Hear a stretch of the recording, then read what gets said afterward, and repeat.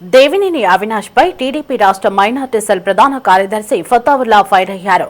గత కొన్ని రోజులుగా దేవినేని అవినాష్ ఎంపీ కేశినేని చిన్నిపై చేసిన విమర్శలపై ఆయన స్పందించారు.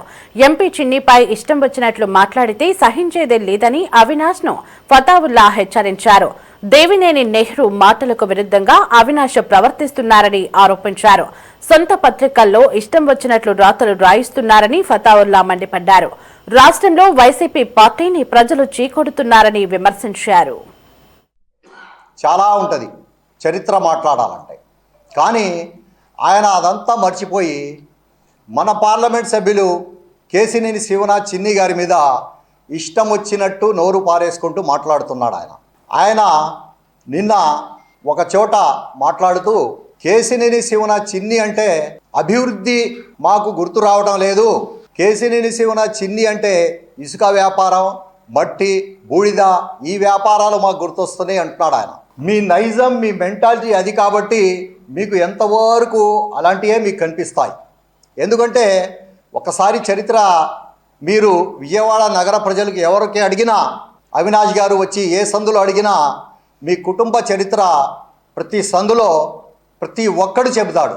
మీరు గతంలో పార్లమెంట్ సభ్యులు చాలామంది చేశారు, వాళ్ళు చాలా అభివృద్ధి చేశారు, చిన్ని గారు అనేసరికి ఇది గుర్తొస్తుందని అంటున్నారు. అంటే మీకు కేశినేని శివనాథ్ చిన్ని గారు నచ్చలేదు.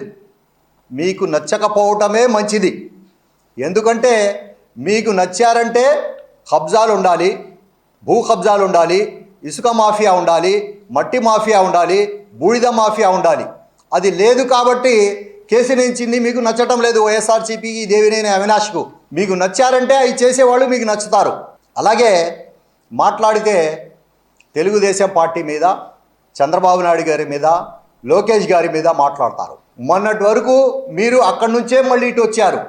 మీకు ఎక్కడ అవకాశాలు కనిపిస్తే అక్కడ మీరు దూరిపోతారు.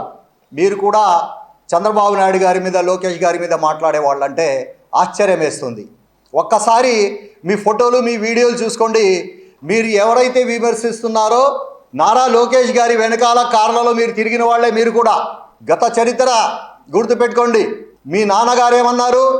నేను చచ్చిపోయే వరకు తెలుగుదేశం పార్టీ జెండా కప్పుకొనే చచ్చిపోతానన్నారు మీ నాన్నగారు.